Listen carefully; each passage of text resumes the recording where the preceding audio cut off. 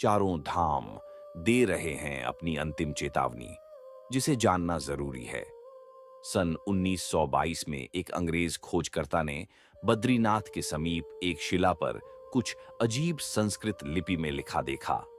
वो लिपि आज भी एएसआई के रिकॉर्ड में अनट्रांसलेटेबल है, लेकिन तिब्बती लामा जिन्हें बुलाया गया था, उन्होंने पढ़कर सिर्फ इतना कहा, ये 4 चेतावनियां हैं, और जब चौथी सक्रिय होगी तो संसार सोएगा नहीं, जागेगा, पर देर हो चुकी होगी। 2025 में वो चौथी चेतावनी भी प्रकट हो चुकी है। सभी धाम एक साथ क्यों सक्रिय हो रहे हैं? इन 4 धामों का एक साथ सक्रिय होना पहले कभी नहीं देखा गया। न भूकंप, न मौसम, कुछ और है जो इन स्थलों को जगा रहा है। जब मंदिर बोलते हैं तो दुनिया को चुप हो जाना चाहिए, और अब मंदिर पुकार रहे हैं। शायद ये अंतिम चेतावनी है, शायद ये एक और अवसर।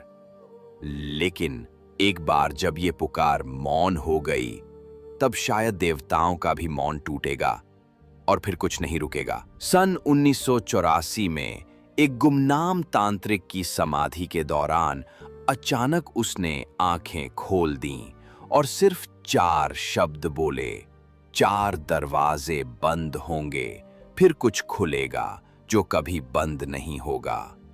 किसी ने उसे पागल कहा, लेकिन 2025 में वो 4 दरवाजे केदारनाथ, बद्रीनाथ, द्वारका और रामेश्वरम अब धीरे धीरे कुछ राज खोल रहे हैं।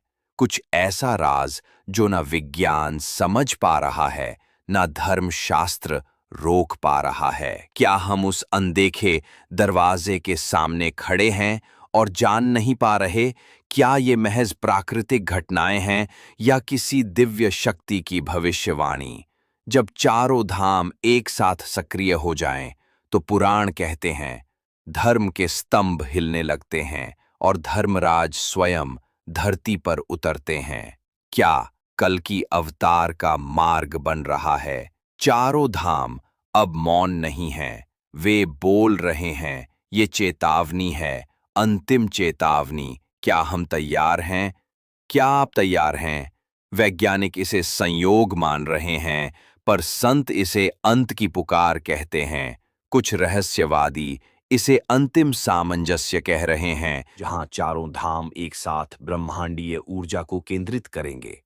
क्या आपने कभी सोचा है कि चारों धाम केदारनाथ, बद्रीनाथ, द्वारका और रामेश्वरम के भीतर छिपे संकेत अब तेजी से प्रकट हो रहे हैं? क्या ये हमारे